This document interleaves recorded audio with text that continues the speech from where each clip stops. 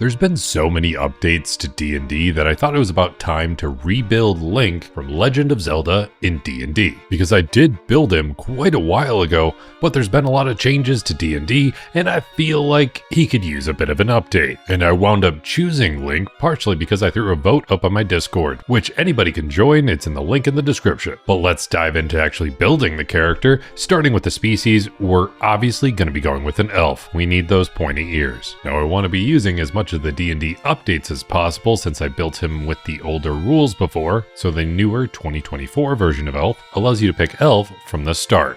Then you can choose an elven lineage, deciding whether you want to go down the path of being a drow, high elf, or wood elf. Each of them gains various benefits, but Link is pretty obviously a wood elf. You get your start in the forest for most of the games, so I think it's pretty fitting. Becoming a wood elf gives you a boosted speed, so your speed is increased to 35 feet, while most other species are stuck at 30 feet, and you immediately know the Druid Craft cantrip. Then once you hit level 3 of your overall build, you automatically know the spell Longstrider. The spells that you learn from your elven lineage can be cast once a day for free, but they're automatically in your spell list as long as you have a spell list. Longstrider is just going to boost your speed even more, because I guess wood elves are just about being fast, as if you're speedrunning any Zelda game. Then the level 5 spell you get from being a wood elf is Pass Without Trace, in case you want to do one of the more sneaky side quests in Zelda. You also get the feature Fey Ancestry, so you have advantage on saving throws to avoid or end the charmed condition. You have the feature Keen Senses, so you automatically have proficiency in Insight, Perception, or Survival.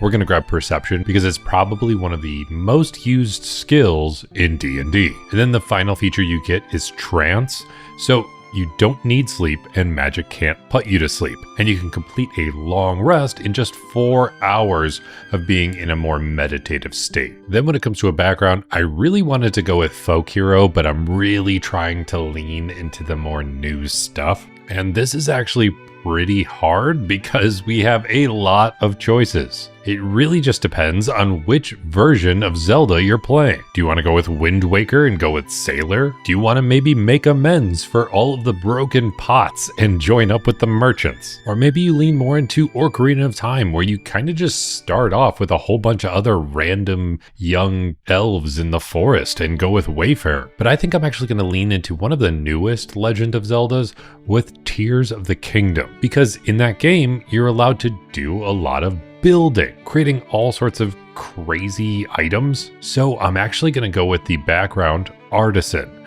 This gives us skill proficiencies in Investigation and Persuasion. We can choose one tool proficiency, so we're going to go with Tinkerer's Tools, and it gives us the feat Crafter, which does give us proficiency with 3 different types of artisan tools, and gives us the feature Fast Crafting. So every long rest, you can craft one piece of gear from your fast crafting table. So if you're using carpenter's tools, you can build a ladder or a torch. Smith's tools can build ball bearings, buckets, caltrops, grappling hooks, or an iron pot. Woodcarver's tools can build clubs, great clubs, and quarterstaffs. Or if you do want to replace a few of the pots you're breaking, you can grab Potter's tools. But since we already have Tinkerer's tools just from taking the background in the first place, I would go with Woodcarver's tools so we can build those clubs, great clubs, and quarterstaffs because we need some sort of weapons we can build. Smith's tools, because even without fast crafting, we want some ability to be able to create weapons and armor and deal with more metallic items. And then it's kind of a toss-up between carpenter's tools to build more useful items like ladders and torches, or leatherworker's tools to build cases or pouches because you need a big wallet, because I always hate wasting rupees. But since getting a larger rupee pouch is usually its own side quest, we'll go ahead and grab carpenter's tools to make sure we can build some random items like ladders to help us in our adventures. Then when it comes to the starting stats, we're going to have a point spread that looks like this. I really wanted to dump charisma since we never really hear you say many real words unless you're talking about that very creepily animated Zelda game. Really focusing more on the physical stuff, but we do want to make sure we boost up some sort of spellcasting modifier. And being a wood elf, wisdom just feels like it fits. Then when it comes to the starting class, because we will do a multi-class with this build, especially since we're focusing a little more on Tears of the Kingdom, we're going to start off with a ranger. This gives us 3 skill proficiencies. We'll grab athletics for jumping around, stealth for any sort of sneaking we need to do, and animal handling to make sure we can ride Epona a little better. And in the 2024 version of being a ranger, you get the weapon mastery feature right at first level. So you can choose 2 weapons to have mastery with. And speaking of mastery, we're going to grab a longsword because of the obvious master sword in Legend of Zelda, and this gives us the feature Sap. So if you hit a creature with a longsword, that creature has disadvantage on its next attack roll before the start of your next turn. Then one of the other iconic weapons that Link often uses is a longbow or the hero's bow. And this gives us the weapon mastery feature, Slow. So if you hit a creature with a longbow and deal damage to it, you can reduce its speed by 10 feet until the start of your next turn. But a creature can only be under the effect of this weapon mastery feature one at a time, so you can't stack up a whole bunch of speed reductions. Also at first level of Ranger, you get the feature Favored Enemy. So you always have the Hunter's Mark spell prepared, allowing you to boost up your damage a bit, and you can cast it twice without expending a spell slot, regaining all expended uses when you finish a long rest. And think of this as your lock-on targeting that became so famous after Orcarina of Time. And you can get more free castings of this spell as you level up in Ranger. And speaking of spells, we get some spell casting. Right now we only have some first level spells, so let's grab Cure Wounds to help heal us, whether that's pretending we unbottled a fairy or drank a potion. We'll also grab Zephyr Strike, allowing you to move like the wind and slash through somebody, giving you advantage on one weapon attack roll on your turn, and the attack deals an extra 1d8 force damage, and boosting your movement speed by 30 feet until the end of the turn. And then once you get the chance to grab another spell, we might grab Animal Friendship, just to have a slightly closer bond with our horse. At second level of Ranger, you get Deft Explorer, so you get to choose one of your skill proficiencies and have expertise in it. We'll grab Perception just because of how useful it is. And this also teaches you 2 languages, but we don't care much about that because Link doesn't really talk much. Also at second level, we get to choose a fighting style. So we're going to go with Dueling, so we can boost up the damage of our Master Sword, giving us a +2 bonus damage to any melee attack rolls we do with one-handed weapons. And considering whenever you're using your longsword, you're usually also using a Hyrulean shield, so this would probably be one of the more beneficial ways to go. Third level of Ranger allows us to choose a Ranger subclass, and let's keep things straightforward by going with a Hunter. This gives us the feature Hunter's Lore, so you can reveal strengths and weaknesses when anything's under the effect of your Hunter's Mark spell, knowing immunities, resistances, and vulnerabilities. Almost like there's a big glowing spot for you to hit. And you get to choose a feature for your Hunter's Prey, which you can actually swap out on every short or long rest. You can choose either Colossus Slayer or Horde Breaker. Horde Breaker is just allowing you to attack more creatures, but Colossus Slayer is probably a bit more fitting for Link. So when you hit a creature with a weapon, that weapon deals an extra 1d8 damage as long as that target is not at its maximum health. But you can only deal this extra 1d8 of damage once per turn. At fourth level of Ranger, you get an ability score improvement, and since we're going with more of a strength-based Ranger, we'll go ahead and throw 2 points into strength. At fifth level of Ranger, we get extra attack, so now we can attack twice per attack action, and we get access to second level spells. So we will grab Magic Weapon, because it only requires a bonus action, it lasts for an hour, and it doesn't require concentration, and it allows us to make a weapon magical and give it a +1 bonus to its attack and damage rolls. I also want to go ahead and grab Gust of Wind, just for having that leaf that you can wave at people from Wind Waker, but there's also plenty of other games that have various wind powers. Then at 6th level of Ranger, you get the feature Roving. So your speed is increased by 10 feet when you aren't wearing heavy armor. And I should note that being a Ranger, we have proficiency with light and medium armor, and I know Link can wear some heavier armor in some of the newer games. So I think roving fits even better because he always feels kind of clunky when he's wearing heavy armor, so the fact that you don't get this speed boost when you're wearing heavy armor just feels a little more fitting. But also the feature roving will also give you a climbing speed and a swimming speed equal to your walking speed. 7th level of Ranger gives us another feature from being a hunter called Defensive Tactics. So when you finish a short or long rest, you can choose either Escape the Horde, so opportunity attacks would have disadvantage against you, but I think multi-attack defense probably fits a little better, especially since usually when you get hit in a Zelda game, you have those invincibility frames, and this feature makes it so when you get hit with an attack roll, that creature has disadvantage on all other attacks against you. Then at 8th level of Ranger, we get another ability score improvement. So let's go ahead and max out that strength so we can just have the best attack attacking ability that we can really get. Then at 9th level of Ranger, we get access to 3rd level spells, and this is what I really wanted to make sure we grabbed, because we can get Elemental Weapon. And I always liked how in Orcarina of Time, and in some of the other games, you have the ability to enhance your weapon with some sort of elemental damage, whether you want the fire arrows or cold arrows or whatever. An elemental weapon allows you to take a non-magical weapon and make it magical, changing its damage type to either acid, cold, fire, lightning, or thunder. For the duration, the weapon has a +1 bonus to attack and damage rolls and deals an extra 1d4 of damage of the type that you chose. Similarly, we'll just straight up grab flame arrows just because flame arrows basically do similar stuff, but their damage die is a little bigger, and it specifically enchants ammunition. And on top of everything else, we'll grab water breathing, so that way when you throw on the blue tunic to breathe underwater, it actually works. There's a few other spells I would grab here and there, but I'll just save those for the character sheet on Patreon. Also at 9th level, you get to choose expertise and 2 more skills, so we'll boost up our athletics and our animal handling. Now, I want to do a multi-class to really start rounding out our character and try and hit as many different Zelda games as we can. And since we are focusing a bit more on Tears of the Kingdom, let's go ahead and multi-class into Cleric, which will make sense in just a moment. I know he's not always the most religious despite visiting a whole bunch of temples, but trust me, it'll make sense. When you become a Cleric, that does expand our spell list, but I'm not as focused on that part. I will add spells and note the most important ones, but I will save most of them for the character sheet on Patreon. But besides that, one of the first things it gives us is a Divine Order. So we can choose either Protector or Thaumaturge. Thaumaturge is focused more on spellcasting.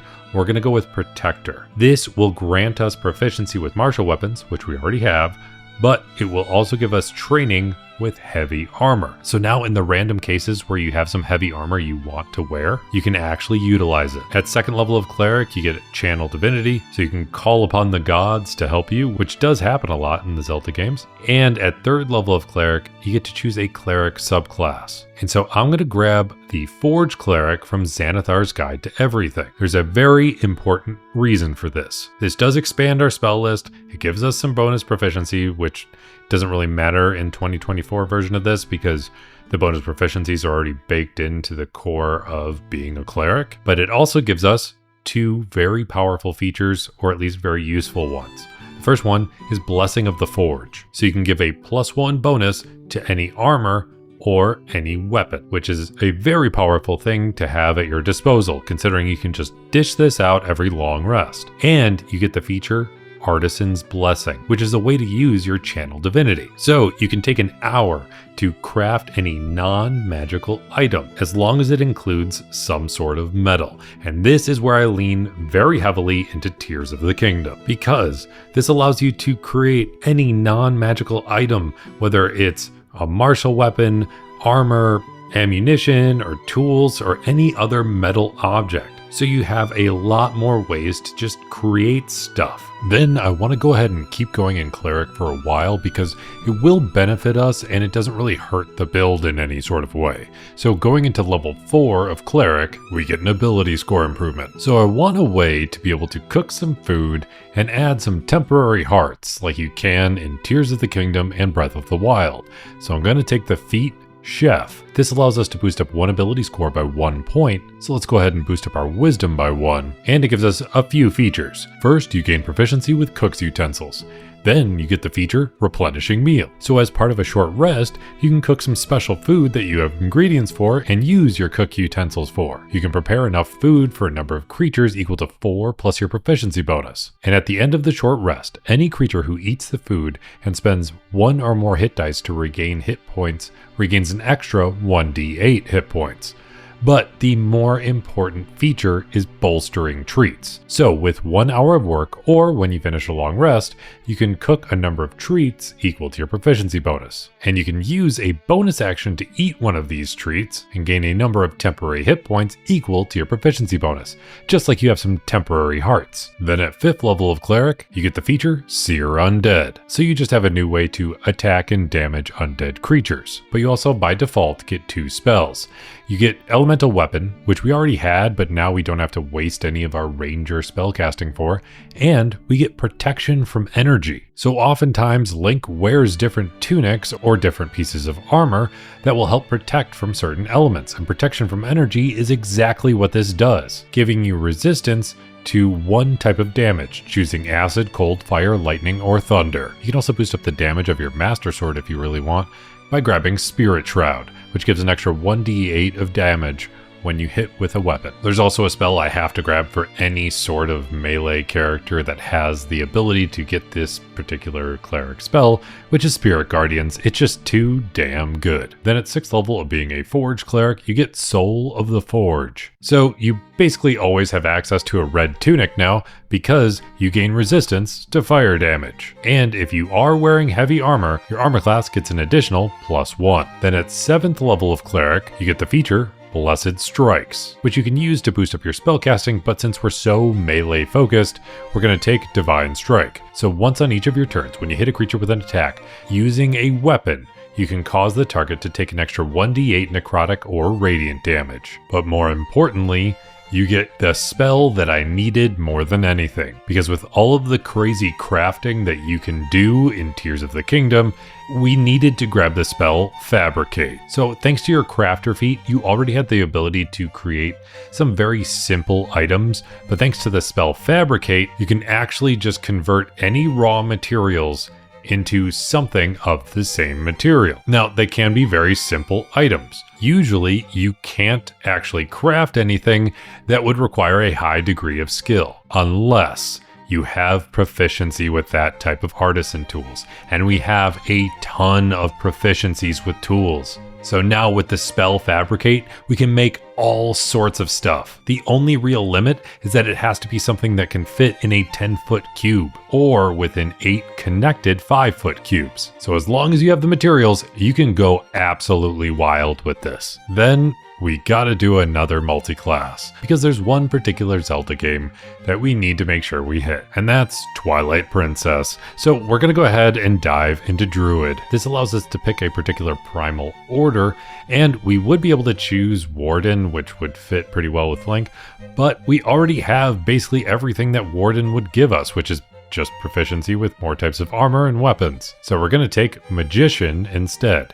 So this allows us to learn one extra cantrip from the Druid spell list. And if you need to make an Arcana or Nature check, you can actually add a bonus to that check equal to your Wisdom modifier. And as far as the cantrip we want to grab Thorn Whip. It's an absolutely deadly combination if you mix it with Spirit Guardians, but either way you can play it off as your hook shot. But importantly, at 2nd level of being a druid, you get wild shapes, so now you can turn into a big wolf. Alternatively, instead of using a wild shape charge, you can instead use Wild Companion to use the Find Familiar spell, but Wild Shape is probably what we're going to lean towards most of the time. And now we've got 2 levels left to do whatever we want with. And since we're almost level 19, let's go ahead and make sure we can get that epic boon by taking 1 more level in Cleric right away. This will give us another ability score improvement, which we can use for an epic boon, which is honestly a pretty hard choice, because a lot can really fit with Link. Boon of Recovery and Boon of Fortitude will help survivability. Boon of Irresistible Offense or Combat Prowess will help our attack ability.